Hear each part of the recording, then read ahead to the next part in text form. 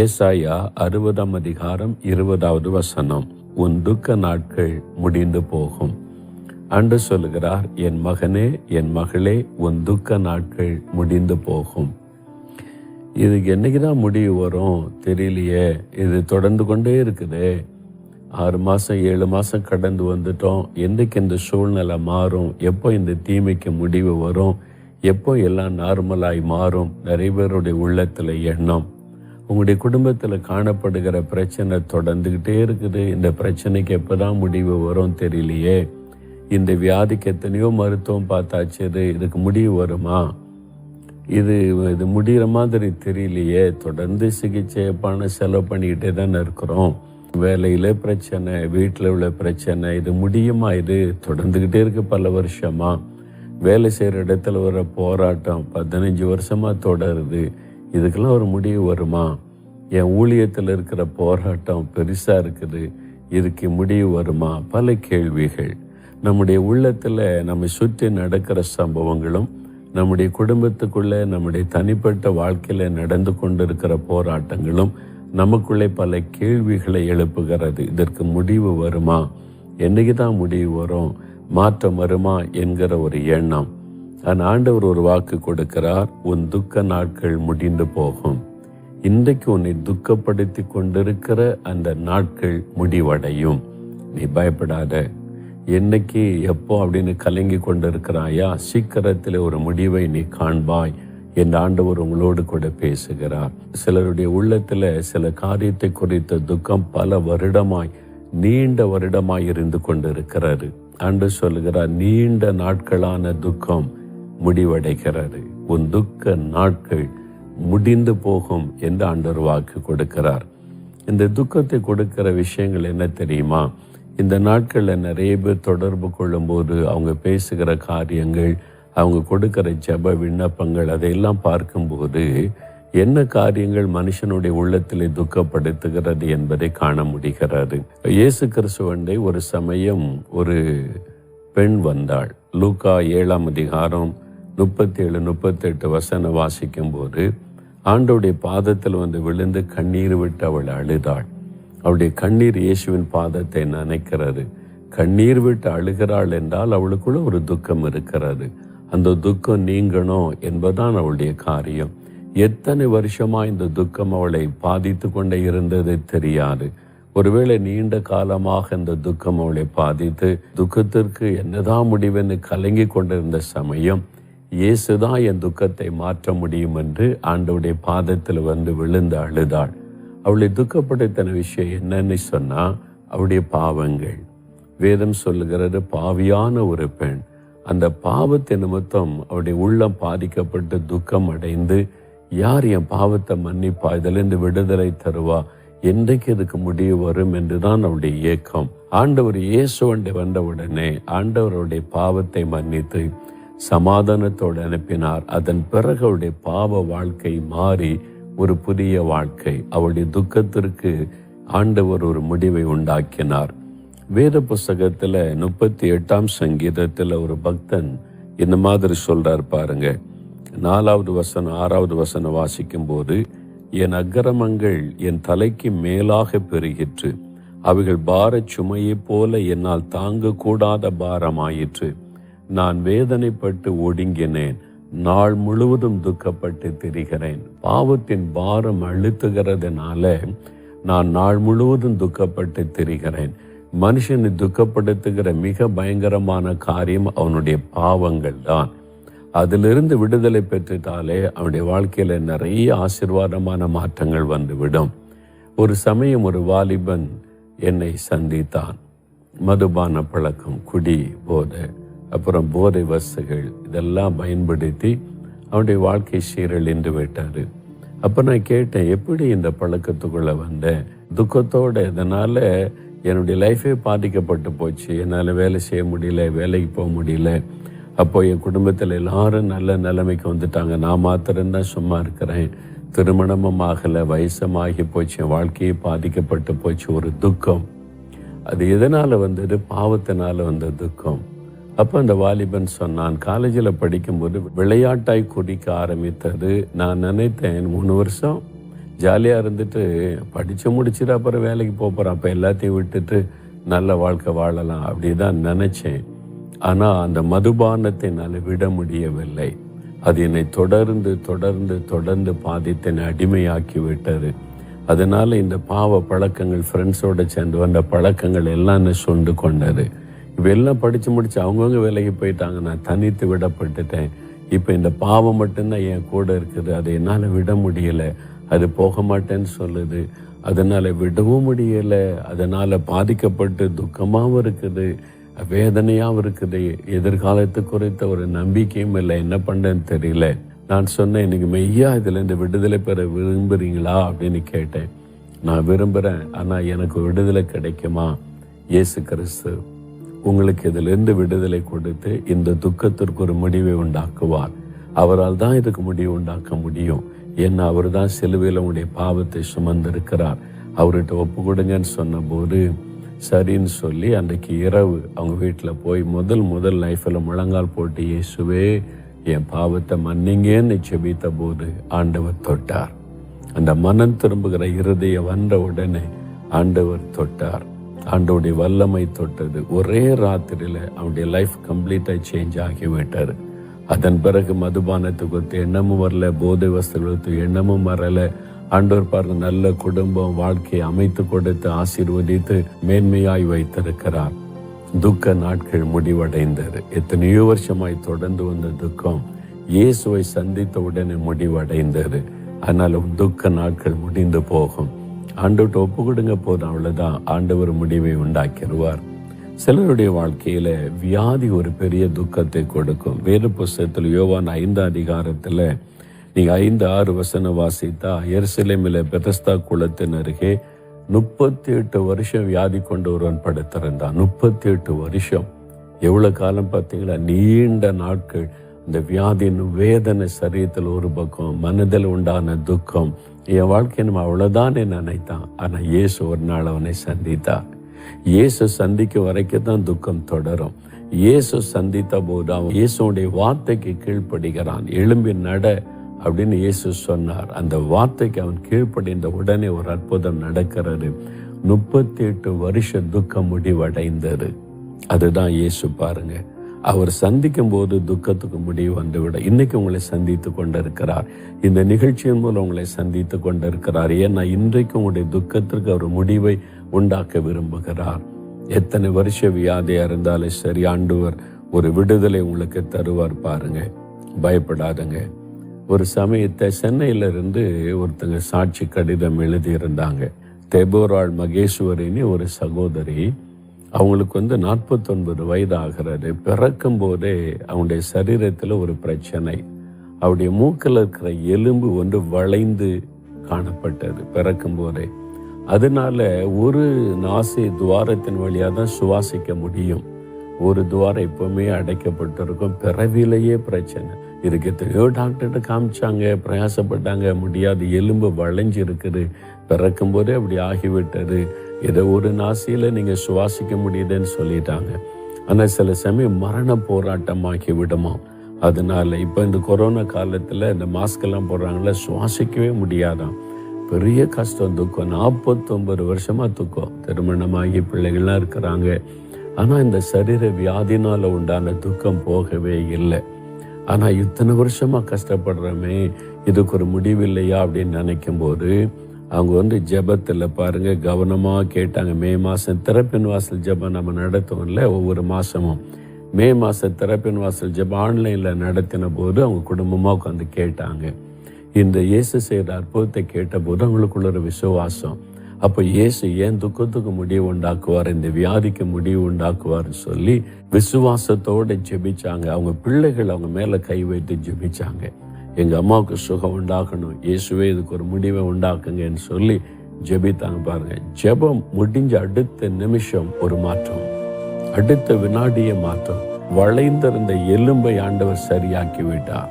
அதனால 2 நாசி துவாரத்தில் அவங்களால சுவாசிக்க முடிந்தது. பாருங்க, அற்புதமான மாற்றம். 49 வருஷமா இருந்த பிரச்சனை அந்த துக்கத்திற்கு ஆண்டவர் முடிவை கொடுத்து விட்டார். சந்தோஷமா மகிழ்ச்சியோடு அவங்க எங்களுக்கு அதை எழுதி தெரியப்படுத்தி இருந்தாங்க. இயேசு இவ்வளவு பெரிய அற்புதம் செய்து விட்டார், உங்களுக்கு செய்வார். எத்தனை வருஷ வியாதியா இருக்கட்டும், பிறவி குறைபாடாவே இருக்கட்டும், இயேசுவால் அதை சரிப்படுத்த முடியும். விசுவாசிங்க. வெகு காலமாய் நீங்க பாதிக்கப்பட்டு வர்றீங்கல்ல, அதுக்கு ஒரு முடிவை ஆண்டவர் இன்றைக்கு உண்டாக்க போகிறார். சரியா? நீங்க அற்புதத்தை காண்பீங்க. இந்த மனுஷனுக்கு 38 வருஷ வியாதியிலிருந்து ஆண்டவர் விடுதலை கொடுத்தார். உங்களுக்கு விடுதலை தருவார். மத்தேயு 17 அதிகாரத்தில் ஒரு மனுஷன் இயேசுவண்டே வருகிறான். அவர் என்ன சொல்றாருன்னா, என் மகன் அசுத்தாவினால் மிகவும் வேதனைப்படுகிறான். அசுத்தாவினால் உண்டாகிற ஒரு கஷ்டம். மத்தேயு 17 அதிகாரம் 15 வசனத்தில், ஆண்டவரே என் மகனுக்கு இறங்கும், சந்திரரோகியா இருந்து வேதனைப்படுகிறான். இதே சம்பவம் தான் மார்க் 9 அதிகாரத்தில் எழுதப்பட்டிருக்கிறது. ஆண்டவர் கேட்கிறாரு, எப்போ அவனுக்கு உண்டாச்சுன்னா, சிறு வயது முதலே. இப்ப வாலிபன் ஆயிட்டான். வெகு காலமா என்னைக்கு தான் இதுக்கு முடிவு வரும்? என் பிள்ளை அந்த அசுத்தாவி வாதிக்குது, நெருப்புல தள்ளுது, தண்ணியில தள்ளுது, அவனை கொல்லும்படி போராடுது. இந்த பிசாசினால தாய் தகப்பனுக்கு துக்கம், ஒரு மகனை பார்க்கும் போதெல்லாம் துக்கம், இந்த மாதிரி கஷ்டப்பட்டுக்கிறானே என்ற துக்கம். இன்னைக்கு உங்க வாழ்க்கையில கூட அந்த மாதிரி ஒரு துக்கம் உங்களை நீண்ட நாட்களாய் பாதித்து கொண்டிருக்கிறதா? ஆண்டவர் சொல்றார், உன் துக்க நாட்கள் முடிந்து போகும் என்பதாக. பாருங்க, அதே மாதிரி ஒரு சகோதரி, கன்னிகா என்கிற சகோதரி சென்னையில் இருக்கிறாங்க. 8 வருஷமா அவங்களுக்கு ஒரு போராட்டம், பிசாசு போராட்டம் இருந்தது. யாரும் பில்லிசூன்யம் பண்ணிட்டாங்க. இந்த நாட்கள்ல பொறாம மக்களுக்கு இருக்குதே, அது ஒரு குடும்பத்தை அழிக்கிறதுக்கு பில்லிசூன்யம் செய்யற அளவிற்கு பொறாமை இன்றைக்கு உள்ளவங்க நிறைய பெருகிட்டாங்க. யாரையுமே நம்ப முடியல. பக்கத்து வீடு, எதிர் வீடு, சொந்தக்காரங்கன்னு சொல்லி கொஞ்சம் வாழ்ந்திருந்தாலே பொறாமைனால ஏதாவது பண்ணிடுறாங்க. அதனால என்ன ஆகுனா, ஒவ்வொரு அமாவாசை அன்றும் அவங்க பாதிக்கப்படுவாங்க. அமாவாசை வந்துட்டாலே அந்த நாள்ல கோபம், அதாவது கட்டுப்படுத்த முடியாத கோபம் வருமா. கணவர்னு பார்க்க மாட்டாங்க, மாமியார்னு பார்க்க மாட்டாங்க, பிள்ளைகள்னு பார்க்க மாட்டாங்க. அவ்வளவுதான், ஒரு வெறித்தனமான கோபம் வரும். அவங்க என்ன பண்றாங்கன்னே தெரியும். அந்த அசுத்த ஆவி அப்படி அவங்களை அலைக்கழித்து பயங்கர போராட்டம். வீட்டை விட்டே போயிடுவாங்களாம். குழந்தைகளை அழைச்சிக்கிட்டு இந்த கோபத்தில் சண்டெல்லாம் போட்டுட்டு வீட்டை விட்டு போனால் ராத்திரி எப்போ சேருவாங்கன்னு தெரியாது. இது வழக்கமாக ஒவ்வொரு மாதமும் அமாவாசை நடக்கிறதுனால கணவர் மாமியாருக்கெல்லாம் பழகி போச்சு. சரி போனால் திரும்பி வருவான்னு சொல்லி. ஆனால் உள்ளத்துக்குள்ள துக்கம். யோசித்து பாருங்க, அந்த மனைவி தன் பிள்ளைகளோடு கூட தெருவில் சண்டை போட்டுக்கிட்டு அழைச்சிக்கிட்டு போனால் இப்படி இருக்கும். எல்லாரும் பார்ப்பாங்க. அவருடைய மனசில் எவ்வளோ பெரிய துக்கம். ஏன் என் குடும்பத்தில் இந்த துக்கம்? ஏன் என் மனைவி இப்படி கஷ்டப்படணும்? ஒரு துக்கம் இல்லை. அப்புறம் சண்டெல்லாம் போட்டு கணவன் மனைவி பிரிஞ்சிட்டாங்க. இவளோட எப்படி வாழ்றது? பிசாசு பிடிச்சவளோட வாழ்றது. யாருக்குமே அந்த துக்கம் இருக்கும்ல, ஒரு வேதனை இருக்கும்ல. கணவர் பாருங்க, 1 வருஷமா பிரிஞ்சு வாழ்கிற ஒரு சூழ்நிலை. அப்போ அவருடைய சகோதரர் சொன்னார், இயேசுன்னு ஒருத்தர் இருக்கிறாருமா, உனக்கு அவர் சுகம் தருவார், அவரால் தான் உனக்கு விடுதலை கொடுக்க முடியும். டிவியில் இந்த செய்தியெல்லாம் பேசுகிறாங்க. அதில் ஒரு ஊழியக்கார மோகன் சிலாசன் பேசுகிறா, நீ கவனின்னு சொன்ன போது அவங்க உட்காந்து பார்க்க ஆரம்பித்தாங்க. அவங்க கிறிஸ்தவர் அல்லாதவங்க. அவங்க பார்க்க ஆரம்பித்தாங்க. ஓ, இயேசு இப்படிலாம் விடுதலை கொடுக்குறாரா? இயேசுவை அறிந்து கொண்டாங்க. நான் 8 வருஷமாக கஷ்டப்படுறேனே, இந்த ஆவியன் அலக்கழிக்கிறது, வேதனைப்படுத்தி என் குடும்ப சமாதானம் போச்சு, எல்லாமே போச்சு இந்த பிசாசினால. அப்போ இதுக்கெல்லாம் முடிவு உண்டா அப்படின்னு நினைக்கும் போது ஆண்டவர் பாருங்க, உன் துக்க நாட்கள் முடிந்து போகும் என்று சொன்ன ஆண்டவர் அந்த நாளில் அவருடைய சகோதரனும் சகோதரியும் அவங்க அதை எண்ணெய் பூசி ஜெபிச்சாங்க. எண்ணெய் பூசி ஜெபிக்கிறத பற்றி அந்த டிவியில் நான் விளக்கம் கொடுத்தல, அதை விசுவாசித்து எண்ணெய் பூசி ஜெபிச்சாங்க பாருங்க. அவ்வளோதான், அந்த கோடு அந்த பிசாசு போச்சு. அவ்வளோதான், அந்த ஆவி வெளியேறி போயிட்டு 8 வருஷமாய் அலைக்கழித்து குடும்பத்தை பாழாக்க ஆவி வெளியேறி போயிட்டு இப்போ கணவன் மனைவியா பிள்ளைகளா சந்தோஷமா இருக்கிறாங்க. துக்க நாட்கள் முடிந்து விட்டது. 8 வருஷமா இருந்த துக்க நாட்கள், அந்த பில்லிசூனி ஆவியினால உண்டான துக்கம் முடிவுக்கு வந்தது. உங்க வாழ்க்கையில ஏதோ ஒரு பிசாசு, ஏதோ ஒரு அசுத்தாவி, பயத்தின் ஆவி, கலக்கத்தை கொண்டு வருகிற ஆவி, அது உங்களுடைய கோபத்தை கொண்டு வருகிற ஆவி, உங்களுடைய சமாதானத்தை கெடுத்து, உங்களுடைய ஆசீர்வாதத்தை கெடுத்து, உங்களுடைய வருமானத்தை பாழாக்கி கொண்டிருக்கலாம். பொருளாத அந்த ஆவியினுடைய கிரியைகளை ஆண்டவர் அழித்து உங்க துக்கத்துக்கு ஆண்டவர் இன்றைக்கு முடிவை உண்டாக்க போகிறார். அதனால பயப்படாதங்க, கர்த்தர் இன்றைக்கு முடிவை உண்டாக்குவார். சரியா? இன்னொரு சம்பவத்தை பார்த்துட்டு நாம் ஜெபிக்கலாம். மார்க் 5ஆம் அதிகாரம் 25-26 வசனம் வாசித்தா, ஒரு பெண்ணுக்கு 12 வருஷம் துக்கம் பாருங்க. 12 வருஷமாய் பெரும்பாடுள்ள ஒரு ஸ்திரீ, அவளுடைய சரீரத்தில் உண்டான வியாதி இருக்கிற பெரும்பாடு என்கிற பெண்கள் அந்த நோயினால் தாக்கப்பட்டப்படுற கஷ்டம் இருக்க மரண வேதனை. அந்த மாதிரி இந்த மகள் கர்ப்பப்பையில உண்டான பிரச்சனையில கஷ்டப்பட்டாள். அநேக வைத்தியர்களால் மிகவும் வருத்தப்பட்டு தனக்கு உண்டானவைகளை எல்லாம் செலவழித்தும் சற்றாகிலும் குணமடையாமல் அதிக வருத்தப்படுகிற போது இயேசுவை தேடி வந்தாள். இயேசுகிட்ட வந்தா பிரச்சனை முடிந்தது. அவளை தொடர்ந்து வந்த துக்கத்திற்கு முடிவு இயேசுதான் முடிவு. பாருங்க, எத்தனையோ டாக்டர்கிட்ட போன வைத்தியர்கள் பண செலவு, சொத்தெல்லாம் வித்து செலவு பண்ணி பணமெல்லாம் போச்சு, சொத்தெல்லாம் போச்சு. இப்போ அது வேற கஷ்டம். பல மாத்திரை மருந்துகள் அவங்க கொடுத்து சாப்பிட்டு சைடு எஃபெக்ட்ல அது வேற பாதிப்பு. இப்போ அது பெருகி விட்டதை தவிர துக்கம் மாறலை. அப்போ யாரு தான் என் துக்கத்தை மாற்றுவாங்க? என்னைக்கு தான் என் துக்கம் மாறும்? 12 வருஷமா கஷ்டப்படுறேனே. அப்போ இயேசு பற்றி கேள்விப்பட்டு இயேசுவண்டை வந்தாள். இயேசுவை தொட்ட மாத்திரத்தில் அற்புதம் நடந்தது. அவருடைய கர்ப்பப்பையில சுகம் உண்டானது. உதரத்தின் ஊரல் நின்றது. நல்ல ஒரு அற்புத சுகம். எவ்வளோ பெரிய சந்தோஷம் இல்லை? 12 வருஷ துக்கத்திற்கு ஆண்டவர் முடிவை உண்டாக்கினார். இந்த 12 வருஷம் உடனே ஞாபகம் ஒரு தம்பதியினர் அவங்க வாழ்க்கையில நடந்ததை தெரியப்படுத்தி இருந்தாங்க. அவங்களுக்கு திருமணமாகி 12 வருஷம் ஆச்சு, குழந்தை இல்லைன்றது ஒரு பெரிய துக்கம், வேதனை. கணவன் மனைவிக்கு, பக்கத்து வீட்டில் இருக்கிறவங்க, சொந்தக்காரங்க, நண்பர்கள் அவங்கள நிம்மதியாக இருக்க விட மாட்டாங்க, காயப்படுத்திக்கிட்டே இருப்பாங்க. இந்த குழந்தை இல்லையா, இந்த வருஷமா இல்லையா, ரொம்ப அக்கறையாக கேட்குற மாதிரி நக்கல் பண்ணுவது. அவங்களுக்கு ஒரு மனசு இருக்கு, அது துக்கப்படுமே, காயப்படுமே, இந்த உணர்வே இல்லாமல் இருக்கிற நிறையா இந்த மாதிரி ஆட்கள் நம்ம சுற்றிலும் இருக்கிறாங்க. வீட்டில் இருப்பாங்க, சொந்தக்காரங்களா இருப்பாங்க, வேலை செய்கிற இடத்துல இருப்பாங்க. அவங்களுடைய உள்ள காயப்படுமே சிந்தனை கூட இல்லாமல் நடந்து கொள்றவங்க. எவ்வளோ பெரிய பாதிப்பு. அதனால எந்த ஒரு விசேஷம் நடக்கிற வீடுகளுக்கு போறதுக்கு கூட கஷ்டம், மனசுல ரொம்ப துக்கம். 12 வருஷமா பணம்லாம் செலவு பண்ணி பார்த்தாங்களாம். லட்சக்கணக்காக பணம் செலவு பண்ணி எப்படியாவது வைத்தியம் செய்து பார்த்தாங்க.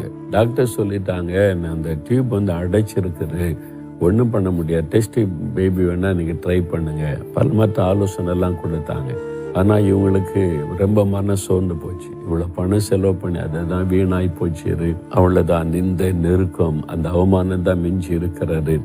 ரொம்ப மன வேதனையோடு இருந்தாங்க. அந்த சமயத்தில் தான் அவங்க இயேசு கிறிஸ்து அற்புதம் செய்கிறார் என்பதை கேள்விப்பட்டு அவங்க ஜெபத்தில் ஆண்டவருடைய வசனத்தை கேட்டாங்க. நம்ம டிவியில் மெசேஜ் கொடுக்கும்போது தேவனுடைய செய்தியை கவனமாக கேட்டு, இயேசு இப்படியெல்லாம் அற்புதம் செய்கிறாரு, அப்போ நமக்கு செய்வார். 12 வருஷமா நம்ம துக்கத்தில் உட்கார்ந்துருக்கிறோம், பணத்தை எல்லாம் இழந்து போயிட்டோம், நிந்த அவமானம் தான் மிஞ்சி இருக்குது. இந்த அவமானம் நிந்தைகளுக்கு ஒரு முடிவு வரணும்னு சொல்லி கணவன் மனைவி அழுது ஜெபிச்சாங்க. ஆண்டவரிடத்துல கண்ணீர் விட்டார்கள். ஆண்டவர் அந்த கண்ணீரை கண்டார். இந்த பிள்ளைங்க என் சமூகத்தில் அழுகிறாங்களேன்னு சொல்லி அந்த கண்ணீரை கண்டு உடனே கர்த்தர் ஆசீர்வதித்தார், கர்ப்பத்தை ஆசீர்வதித்தார். 12 வருஷ துக்கம் முடிவடைந்தது. ஒரு பெரிய சந்தோஷம், ஒரு பெரிய மகிழ்ச்சி. எல்லாத்தினோட அந்த நிந்த அவமானம் மாறிச்சு. இனி ஒருத்தரும் பரிகாசம் பண்ணி அற்பமா பேசுகிற காரியம் நின்றது. ஒரு பெரிய ஆசீர்வாதம் பாருங்க. ஆண்டவர் அதை செய்திருக்கிறார். உங்களுக்கு செய்ய மாட்டாரா? இன்னைக்கு செய்வார். நீங்க விசுவாசிங்க. ஆண்டவர் தான் சொல்றார், உன் துக்க நாட்கள் முடிந்து போகும். என் மகனே, என் மகளே, உன் துக்க நாட்கள் முடிந்து போகும் என்று இயேசு தான் உங்களை பார்த்து சொல்லுகிறார். நீங்க அவரை சந்திக்கிற நாள் இது. அவர் உங்களை சந்திக்கிற நாள் இது. உங்களுடைய துக்கத்திற்கு அவர் முடிவை உண்டாக்குகிற நாள் இது. இதுவரைக்கும் உங்களுடைய துக்கம் மாறுறதுக்கு எங்கெங்கவோ முயற்சி பண்ணியிருக்கலாம், என்னென்னவோ பிரயாசப்பட்டிருக்கலாம், இவ்வளோ பணம் செலவு பண்ணியிருக்கலாம், ஒரு மாற்றமும் இல்லை. இன்னைக்கு இயேசு உங்களை சந்திக்கிறார். அவர் சந்தித்த உடனே கட்டாயம் துக்கத்துக்கு முடிவு வரும். அதனால என்றைக்கு இந்த துக்கம் தொடராது. இத்தனை மாதம் தொடர்ந்து வந்துச்சே, இத்தனை வருஷம் தொடர்ந்து வந்துச்சே, இனி தொடராது. அதற்கு ஒரு முடிவை உண்டாக்கத்தான் ஆண்டவர் இன்றைக்கு உங்களை சந்தித்து கொண்டிருக்கிறார். முடிவு. அதனால துக்க நாட்கள் முடிந்து போகும். இனி நீண்டு கொண்டே இருக்காது, நீ பயப்படாத, அதுக்கு ஒரு முடிவை நான் உண்டாக்குகிறேன் என்று தான் ஆண்டவர் சொல்லுகிறார். அதற்கு தான் அவர் சிலுவைக்கு போனார். சிலுவையில் கைகள் ஆணி அடிக்கப்பட்டு கால்கள் ஆணி அடிக்கப்பட்ட ரத்தம் சிந்தி மரித்தது எதற்காக? அவர் நம்முடைய துக்கங்களை சுமந்தார், நம்முடைய பாடுகளை ஏற்றுக்கொண்டு நம்முடைய துக்கங்களை சிலுவையில் சுமந்தார் என்று ஏசாயா 53:4 நாம் வாசிக்கிறோம். இன்னைக்கு எது உங்களை துக்கப்படுத்தி கொண்டு இருக்கிறது? வியாதி, நஷ்டம், இழப்பு, நிந்தை, அவமானம், பாடுகள், பயங்கள், எது உங்களை துக்கப்படுத்தி கொண்டு இருக்கிறது? எத்தனை வருட துக்கமா இருந்தாலும் அதை மாற்றுவதற்கு தான் சிலுவையிலே அவர் நம்முடைய பாடுகளை ஏற்றுக்கொண்டு நம்முடைய துக்கங்களை சுமந்தார் என்று வேதம் சொல்லுகிறார். அவர் சிலுவையில் எல்லாத்தையும் சுமந்து முடிச்சிட்டதுனால உங்க துக்கத்திற்கு அவர் முடிவை உண்டாக்குகிறார். எல்லாவற்றையும் நான் சிலுவையில் சுமந்து முடிச்சிட்ட, முடிந்தது என்று அவர் சொல்லுகிறார். அவர் தான் முடிவை உண்டாக்க முடியும். இன்றைக்கு நம்ம சுற்றி நடக்கிற துயரங்கள், வேதனைகள், நஷ்டங்கள், இழப்புகள் எல்லாவற்றிற்கும் அவர் தான் முடிவை உண்டாக்க முடியும். அவர் தான் சிலுவையில் நமக்காக மரித்து முடிந்தது என்று சொல்லி முழங்கினவர். அந்த இயேசுவை நோக்கி இப்ப ஜெபிக்க போறோம். ஆண்டவர் சொல்றார், என் மகனே மகளே, துக்க நாட்கள் முடிந்தது, நீ பயப்படாதேன்னு சொல்லுகிறார். நாம் இப்ப ஜெபிக்கலாமா? இதை விசுவாசிக்கிறீங்களா? இன்னைக்கு உங்களை துக்கப்படுத்துகிற விஷயம் என்ன? எதுலேருந்து உங்களுக்கு விடுதலை வேணும்? உங்களுடைய இருதயத்தில் அப்படியே கை வைத்து கொள்ளுங்க. எனக்கு ஒரு துக்கம் இருக்குது, இது முடிவடையணும். பாவத்தினால் உண்டான துக்கம், எனக்கு ஒரு விடுதலை வேணும், சமாதானம் வேணும். வியாதினால் உண்டான துக்கம், எனக்கு சுகம் வேண்டும். அந்த ஒரு பிசாசினால் உண்டான துக்கம், அதிலிருந்து விடுதலை வேணும். நிந்தை, அவமான, நெருக்கம், குறைவுகளினால் வந்த துக்கம், அது எனக்கு மாறணும். இருதயத்தில் கை வைத்து கொள்ளுங்க. இப்ப நம்ம ஜெபிக்க போகிறோம். ஆண்டவருடைய வல்லமை தொட போகிறது. இந்த மாதத்துல உங்களுடைய துக்கம் முடிவடையும். இனி நன்மையான நாட்கள் துளிர்க்கும், ஆசீர்வாதமான நாட்கள் துவங்கும். நீங்க பயப்படாதங்க, நாம இணைந்து ஜெபிக்கலாம். தகப்பனே, உம்முடைய வாக்கு தத்தத்திற்காக ஸ்தோத்திரம். நீர் வாக்கு மாறாத தேவன், சொல் தவறாத தேவன், வாக்கை நிறைவேற்றுகிற தேவன். உன் துக்க நாட்கள் முடிந்து போகும் என்று எனக்கு, எங்களுக்கு நீர் வாக்கு கொடுத்திருக்கிறீர். இதோ உம்முடைய மகனுக்கு, உம்முடைய மகளுக்கு வாக்கு தத்தமாய் கொடுத்திருக்கிறேன். வெகு நாட்களாய் அவளை துக்கப்படுத்தி கொண்டிருக்கிற காரியத்திற்கு ஒரு முடிவு வரட்டும் இன்றைக்கு இயேசு கிறிஸ்துவின் நாமத்தில். ஐயோ, இந்த பாவத்தை விட முடியலை, இந்த பாவம் என்னை தொடர்கிறது, பாவத்தின் பாரம் அழுத்துகிறது என்று ஜெபிக்கிற பிள்ளைகள், இயேசுவே என்னை மன்னியும், பாவத்தில் இந்த விடுதலை தாரும் என்று ஜெபிக்கிற பிள்ளைகள் மேல உம்முடைய இரத்தத்தின் வல்லமை இறங்கட்டும் இயேசு கிறிஸ்துவின் நாமத்தில். இன்றைக்கு அதற்கு முடிவு வரட்டும். அந்த பாவ கட்டுகள் அறுக்கப்படட்டும். ஒரு அற்புத மாற்றம் இயேசுவின் நாமத்தில் உண்டாகட்டும். உம்முடைய வல்லமை தொட்டதற்காக உமக்கு ஸ்தோத்திரம். வியாதியினால் பாதிக்கப்பட்டு வெகு நாட்கள் சரீரத்தில் நோய்களை, வலிகளை, வேதனைகளை சுமந்து நிற்கிற பிள்ளைகளுடைய சுகத்துக்காக ஜெபிக்கிறேன். இயேசு கிறிஸ்துவின் தள்ளும்புள்ள கரம் அவளை தொடட்டும். இந்த பொல்லாத வியாதி, வெகு நாட்களாய் பல வருடமாய் தொடர்ந்து வருகிற வியாதி மறையட்டும் இயேசுவின் நாமத்தில். அதனால் உண்டாகிற துக்கம் இன்றைக்கு முடிவடையட்டும். இயேசுவின் நாமத்தில் சுகம், இயேசுவின் தழும்புகளால் சுகம், இயேசுவின் நாமத்தில் சுகம் கொடுத்த தேவனுக்கு ஸ்தோத்திரம். அசுத்த ஆவியினால் உண்டாகிற போராட்டம், இந்த பில்லிசு நீங்கள் மந்திரங்கள், பயங்கள், குழப்பங்கள், டிப்ரெஷன்களை கொண்டு வருகிற பொருளாத ஆவியனுடைய கிரியைகள் இன்றைக்கோடு முடிவடையட்டும். அதனால் உண்டாகிற துக்கம் இன்றைக்கு முடிவடையட்டும். இயேசுவின் நாமத்தில் இந்த கிரியைகள் அழிக்கப்பட்டு விடுதலை உண்டாகட்டும். ஆண்டவரே, நிந்தைகள், நெருக்கங்கள், பண கஷ்டங்கள், தடைகள், அவமானத்திற்கு நடுவில் இந்த காரியம் என்னை நீண்டு கொண்டே இருக்கிறது, முடிவு என்றைக்கு வரும் என்று காத்திருக்கிறாங்களே அப்பா, இயேசு கிறிஸ்துவின் நாமத்தில் ஒரு அற்புதம் நடக்கட்டும். எங்களுடைய துக்கங்களை நீர் சிலுவையில் சுமந்ததை நினைத்தருளும். இந்த துக்கத்திற்கு முடிவு இயேசுவின் நாமத்தில் உண்டாகட்டும். உடைய தள்ளும்புள்ள கரம் தொடட்டும், அற்புதம் நடக்கட்டும். நீ தொட்டு துக்கத்திற்கு முடிவை உண்டாக்குகிறதற்காய் ஸ்தோத்திரம், ஸ்தோத்திரம். ஆண்டவரே, ஊழியத்தில் வரக்கூடிய பிரச்சனை, குடும்பத்தில் உள்ள பிரச்சனை, பிசினஸில் பிரச்சனை, வேலை செய்கிற இடத்தில் உள்ள பிரச்சனை, சகல காரியத்திற்கு முடிவு வரட்டும். ஆண்டவரே, எங்களை சுற்றி நடக்கிற தீமைகள், பயங்கரங்கள், பயங்கள், போராட்டங்கள், மரண போராட்டங்கள் எல்லாத்திற்கும் முடிவு வரட்டும். உங்களுடைய வாக்கு தத்தத்தின்படி துக்க நாட்கள் முடிந்து போகும் என்று சொன்னபடி இயேசுவின் நாமத்தில் அவர்கள் முடிவடையட்டும். நாங்கள் விசுவாசிக்கிறோம். ஒரு புதிய ஆரம்பத்தை எதிர்பார்க்கிறோம். புதிய நன்மைகளை எதிர்பார்க்கிறோம். கர்த்தர் அப்படி செய்கிற அன்பிற்காக ஸ்தோத்திரம், ஸ்தோத்திரம், ஸ்தோத்திரம். இயேசு கிறிஸ்துவின் நாமத்தில் ஜெபிக்கிறோம் பிதாவே. ஆமென்.